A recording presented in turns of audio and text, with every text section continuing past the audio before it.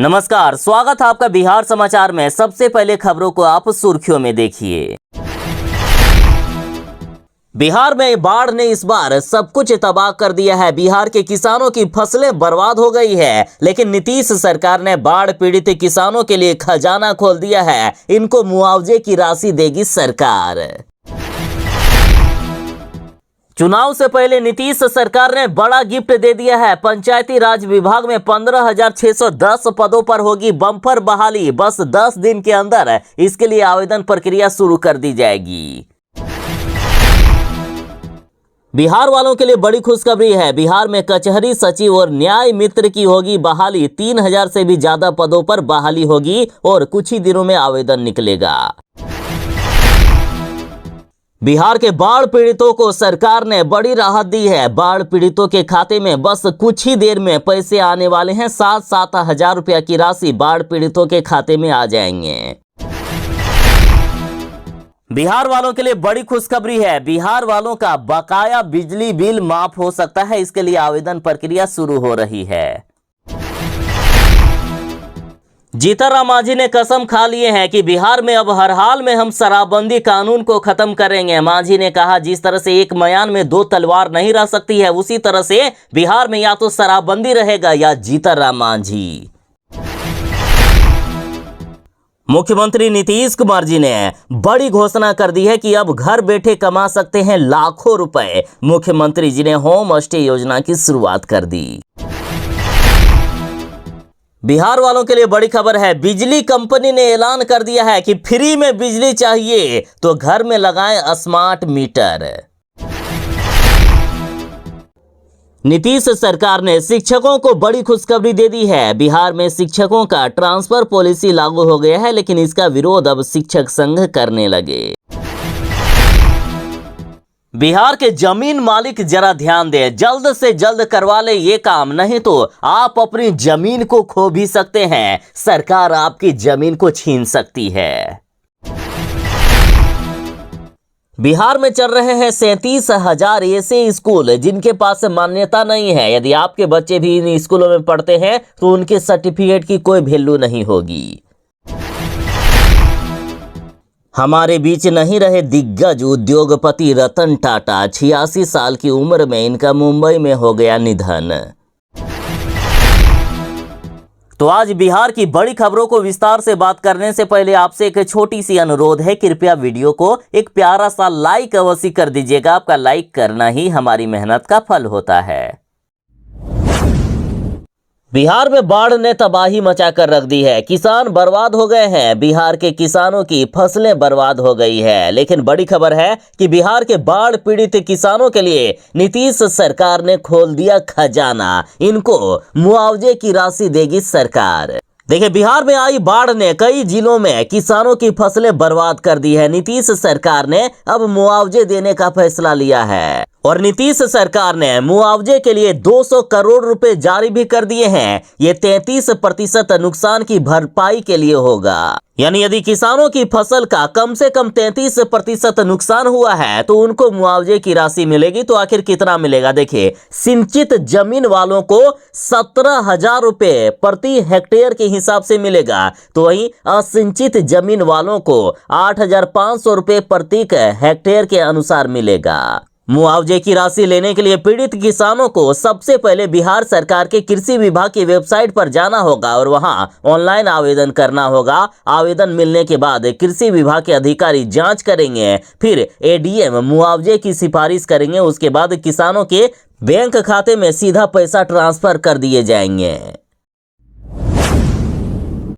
चुनाव से पहले मुख्यमंत्री नीतीश कुमार जी ने घोषणा कर दी है कि हम 12 लाख सरकारी नौकरी देंगे। इसमें से 5 लाख दिया जा चुका है और 7 लाख सरकारी नौकरियां बस कुछ ही दिनों में नीतीश सरकार देने वाली है। नौकरी दिए जाने पर युद्ध स्तर पर काम हो रहा है। फिलहाल बड़ी खबर है कि चुनाव से पहले नीतीश सरकार ने बड़ा गिफ्ट दे दिया। पंचायती राज विभाग में 15,610 पदों पर होगी भर्ती। और सुनिए, 15,610 पदों में से 4,351 पद अस्थायी नियुक्ति पर होगी, जबकि 11,259 पदों पर संविदा के आधार पर बहाली होगी। अस्थायी नियुक्ति में सबसे अधिक पद पंचायत सचिव के लिए है, जो कि 3,523 पद हैं। पंचायती राज विभाग के अपर मुख्य सचिव मिहिर कुमार सिंह ने बताया है कि नवंबर से इसके लिए आवेदन की तारीख रखी गई है। जल्द आवेदन की तारीख की घोषणा कर दी जाएगी। जनरल के लिए 500, जबकि आरक्षित लोगों के लिए 250 रुपया आवेदन शुल्क होगा। तो बिहार के युवा जरा तैयार रहिएगा, नीतीश सरकार ने सरकारी नौकरी का पिटारा खोल दिया है। जल्द ही नीतीश सरकार 7 लाख सरकारी नौकरी का आंकड़ा भी पूरा करेगी। बिहार वालों के लिए खुशखबरी है। बिहार में कचहरी सचिव और न्याय मित्र की होगी भर्ती। 3,000 से भी ज्यादा पद हैं खाली। देखिए, पूरे बिहार भर में 8,053 पंचायतों में कचहरी सचिव के 7,623 पद सृजित हैं। इसमें वर्तमान में 6,117 कचहरी सचिव कार्यरत हैं। साथ ही 7,623 मित्र में सृजित पद में वर्तमान में 5,319 कार्यरत हैं। यानी बिहार की विभिन्न पंचायतों में कचहरी सचिव और न्याय मित्र के 3,810 रिक्त पदों पर दिसंबर तक बहाली करेगी सरकार। अभी विभिन्न पंचायतों में कचहरी सचिव के 1,506 पद रिक्त हैं और न्याय मित्र के 2,304 पद रिक्त हैं। और इसके लिए ऑनलाइन आवेदन की प्रक्रिया शुरू हो रही है। कचहरी सचिव के लिए न्यूनतम शैक्षणिक योग्यता इंटरमीडिएट है और न्याय मित्र के लिए शैक्षणिक योग्यता स्नातक रखी गई है। और इसी महीने इस बहाली के लिए आवेदन प्रक्रिया निकलने वाली है। दिसंबर तक बहाली प्रक्रिया पूरी कर लेगी सरकार। बिहार वालों के लिए बड़ी खुशखबरी है। बिहार में जितने भी लोगों का बिजली बिल बकाया है, सरकार चुनाव से पहले सभी बिजली बिल को माफ कर सकती है।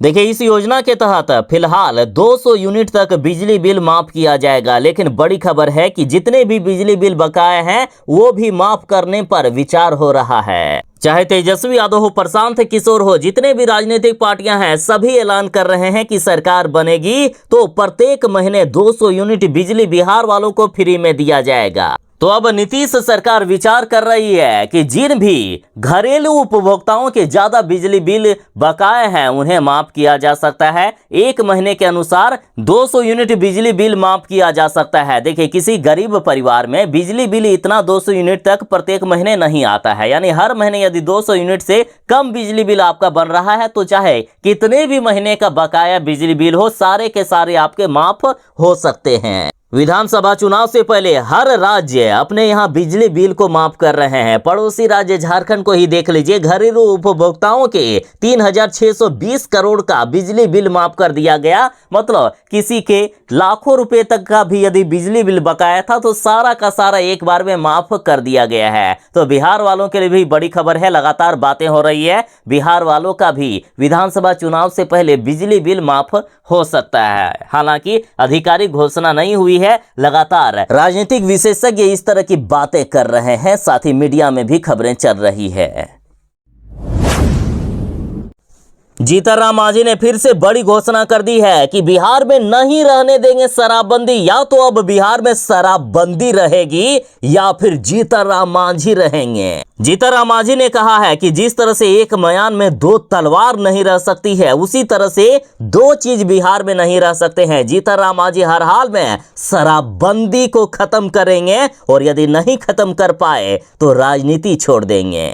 साथ ही जीतनराम मांझी ने एक बार फिर से कहा है कि बिहार में एसपी, दरोगा, जज, कलेक्टर सब रात में शराब पीते हैं, लेकिन फिर भी सिर्फ सरकार गरीबों को परेशान करना चाहती है और सिर्फ गरीबों को जेल भेजने का काम करती है। जीतनराम मांझी ने कहा है कि बिहार में शराबबंदी का कोई भी मतलब नहीं है। बड़े बड़े शराब तस्कर नहीं पकड़े जाते हैं। थाने में एसपी और दरोगा खुद शराब पीने का काम करते हैं। रात में जज, कलेक्टर भी शराब पीते हैं, लेकिन उन्हें कोई भी गिरफ्तार नहीं करता है। जबकि मेहनत और मजदूरी करने वाले मजदूर यदि पाव भर भी शराब पी लेते हैं तो उन्हें सरकार सालों तक जेल में सड़ाने का काम करती है। और इसका खामियाजा मजदूर के परिवारों को भी भुगतना पड़ता है, क्योंकि ये लोग रोज कमाने खाने वाले होते हैं और परिवार में जो कमाऊ सदस्य है उसे ही सरकार जेल में बंद कर देती है, जिसे पूरा परिवार भुखमरी का शिकार हो जाता है। यानी बिहार में ये शराबबंदी कानून लोगों के लिए एक श्राप बन गया है। नीतीश कुमार जी को बिहार वालों को इन श्राप से मुक्ति दिलानी होगी। जीतन मांझी ने कहा है कि हर हाल में हम शराबबंदी को खत्म करके रहेंगे। जीतन मांझी ने तो यहां तक दावा कर दिया है कि रात में ब्रेथ एनालाइजर लगाएं, 50% से भी ज्यादा लोग नशे में मिलेंगे। अब बिहार वाले घर बैठे ही कर सकते हैं कमाई। मुख्यमंत्री नीतीश कुमार जी ने होम स्टे योजना की शुरुआत कर दिए हैं। देखिए, बिहार में अब सरकार टूरिज्म को बढ़ावा देने के लिए लगातार काम कर रही है। देखिए, बिहार में जितने भी पर्यटन स्थल हैं उसके आसपास जो भी घर बने हुए हैं, तो यदि मकान मालिक चाहे तो अपने घरों पर पर्यटकों को रहने के लिए दे सकते हैं, यानी भाड़े पर लगा सकते हैं। नियम के अनुसार शहरी क्षेत्र के पर्यटन स्थलों से 5 किलोमीटर की परिधि तथा ग्रामीण क्षेत्र के पर्यटन स्थलों से 10 किलोमीटर की परिधि के मकान मालिक अपने कमरों का निबंधन यानी रजिस्ट्रेशन करा सकते हैं। पर्यटकों की सुविधा के लिए कमरे साफ सुथरा एवं प्रकाशमय होना चाहिए। कमरों में मूलभूत सुविधाएं जैसे शौचालय, स्नानागार आदि संलग्न होना चाहिए। कमरे के किराया तय करने का अधिकार मकान मालिक को होगा और योजना में चयनित लोगों को आर्थिक सहायता भी देगी, यानी जो आपके कमरे हैं उसको ठीक से मॉडिफाइड करने के लिए सरकार प्रत्येक कमरे के अनुसार 2.5 लाख रुपया तक देगी और ये राशि लोन के रूप में यानी ऋण के रूप में मिलेगा। इसमें 5 वर्ष तक के ब्याज की राशि सरकार भरेगी और बीच में योजना को यदि कोई बंद करना चाहते हैं तो ब्याज की राशि सरकार वापस ले लेगी। यानी यदि आपका घर है और यदि उसमें से कुछ जरूरी सुविधाएं नहीं है तो सरकार भी 2.5 लाख रुपया की लोन दे रहे हैं प्रत्येक कमरे के अनुसार। तो आप लोन भी ले सकते हैं और घर भी मॉडिफाइड कर सकते हैं, बनवा भी सकते हैं। तो बड़ी खबर है आज तक की। मुख्यमंत्री नीतीश कुमार जी ने घोषणा की है कि सभी बाढ़ पीड़ितों को सरकार 7-7 हजार रुपया की राशि दे रही है और ये राशि सीधा बाढ़ पीड़ितों के बैंक खाते में आ जाएंगे और अब किसी भी क्षण आपके खाते में पैसे आ सकते हैं। वैसे तो नीतीश सरकार ने घोषणा कर दी थी कि 9 अक्टूबर तक बाढ़ पीड़ितों के खाते में पैसे आ जाएंगे, लेकिन थोड़ा सा विलम्ब हो गया। आज सभी बाढ़ पीड़ितों के खाते में पैसे आ सकते हैं। फिलहाल 7-7 हजार रुपया की राशि भेजी जा रही है, जबकि राष्ट्रीय जनता दल लगातार आंदोलन कर रहा है और कह रहा है कि 7 हजार रुपया नहीं बल्कि 25 हजार रुपया तक की मुआवजे की राशि मिलना चाहिए। बिहार में जमीन सर्वे हो रहा है। बिहार के जमीन मालिक जरा ध्यान दें, सर्वे से पहले जरूर करा ले ये काम, नहीं तो आपकी जमीन भले ही आपकी है लेकिन सरकार आपकी जमीन को छीन सकती है। देखिए, बिहार में फिलहाल जमीन सर्वे के काम को कुछ दिनों के लिए रोका गया है, लेकिन सरकार ने इस बीच बिहार के जमीन मालिकों को पर्याप्त डॉक्यूमेंट तैयार रखने और अपने जमीन की सुरक्षा के लिए कुछ नए नियम भी लागू कर दिए हैं और ये सब तैयारी आपको आपकी जमीन के सर्वे से पहले करा लेने होंगे। देखिए, राजस्व पदाधिकारी अशोक कुमार झा ने कहा है कि सर्वे से पहले सभी रेतों को अपनी भूमि का सीमांकन यानी बाउंड्री करा लेना है और खेतों की मेड़ों को यानी आरी को ठीक कर देना है। यानी आपके जमीन का सर्वेक्षण से पहले मेड़ों यानी आर को ठीक कर लें, भूमि का सही से कर लें सीमांकन, नहीं तो सर्वे के दौरान मुश्किल का सामना करना पड़ सकता है। हो सकता है कि विवादित जमीन खो भी सकते हैं रैयत।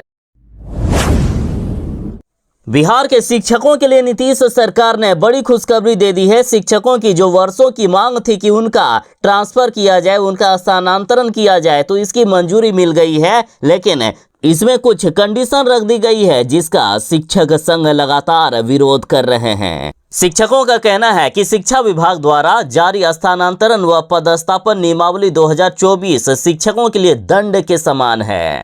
देखिए, अपने गृह नगर निकाय के अंतर्गत किसी भी महिला शिक्षक का स्थानांतरण नहीं किया जाएगा। ये महिला शिक्षकों के लिए गंभीर मुद्दा है। वहीं पुरुष शिक्षकों को जिले के बाहर व एक अनुमंडल से बाहर स्थानांतरण किया जाएगा। गंभीर और असाध्य रोगों से पीड़ित शिक्षक भी गृह प्रमंडल में पदस्थापित नहीं होंगे। साथ ही जो नियोजित शिक्षक सक्षमता परीक्षा पास कर लिए हैं सिर्फ उन्हीं को इसका लाभ मिलेगा और जो अभी तक पास नहीं किए हैं उसका स्थानांतरण नहीं होगा। शिक्षकों को उनके सेवा काल के प्रत्येक 5 साल में स्थानांतरण करना अनिवार्य होगा, यानी हर 5 साल में स्कूल बदल जाएंगे। स्थानांतरण में ये ध्यान रखा जाएगा कि विद्यालय में महिला शिक्षकों की संख्या 70% से अधिक नहीं होनी चाहिए और इन्हीं सब नियमों का खूब विरोध कर रहे हैं शिक्षक संघ। बिहार में चल रहे 37,000 स्कूलों के पास मान्यता ही नहीं है। जो छात्र छात्राएं यहां पढ़ रहे हैं उनके सर्टिफिकेट की कोई भी वैल्यू नहीं होगी। देखिए, बिहार में कुल 49,702 निजी स्कूलों ने आवेदन किया था मान्यता लेने के लिए, मगर इनमें 11,999 ही मान्यता ले पाए हैं। इनमें 5,562 निजी विद्यालयों ने ही पोर्टल पर अपने यहाँ नामांकन के लिए उपलब्ध सीट की सूचना अपलोड की है। यानी 49,000 में से महज 11,995 ने ही मान्यता ली है। तो अब सुनिए मुद्दे की बात। बिना मान्यता वाले स्कूल में पढ़ रहे बच्चों का कोई भी सर्टिफिकेट मान्य नहीं होगा। जिला समेत राज्य में ऐसे स्कूलों में पढ़ रहे बच्चों का सरकारी रिकॉर्ड में भी नाम दर्ज नहीं होगा। अभिभावकों को इसे लेकर सजग रहने को कहा गया है कि पता लगाएं कि आपके बच्चे जहां पढ़ रहे हैं वो स्कूल मान्यता प्राप्त है या नहीं। साथ ही सरकार पहले 15 दिन का इन सभी स्कूलों को नोटिस देगी। इसके बाद इन स्कूलों को नियमानुसार बंद कराने की कार्यवाही की जाएगी और इसके बाद नियमानुसार इन स्कूलों को बंद कराने की कार्यवाही की जाएगी और ऐसे स्कूलों में पढ़ने वाले बच्चों को नजदीक के मान्यता प्राप्त स्कूलों में एडमिशन करवाया जाएगा।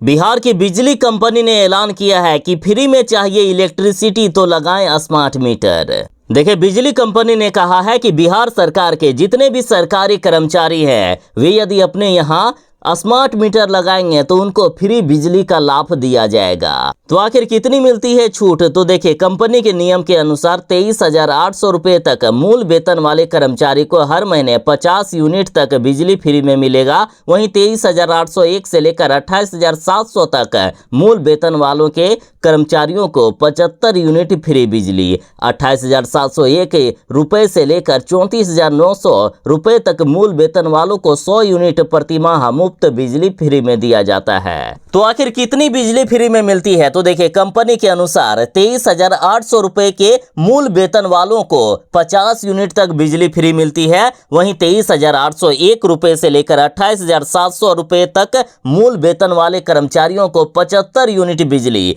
तो वहीं 28,701 से लेकर 34,900 रुपये तक मूल वेतन वालों को 100 यूनिट प्रतिमाह मुफ्त बिजली दी जाती है। तो वहीं 34,901 रुपये से लेकर 56,900 रुपये तक मूल वेतन वालों को 125 यूनिट, जबकि 56,901 रुपये से अधिक मूल वेतन वालों को 200 यूनिट बिजली फ्री में दिया जाता है। एक बड़ी दुखद खबर सामने आ रही है। नहीं रहे दिग्गज उद्योगपति रतन टाटा। 86 साल की उम्र में मुंबई में हो गया इनका निधन।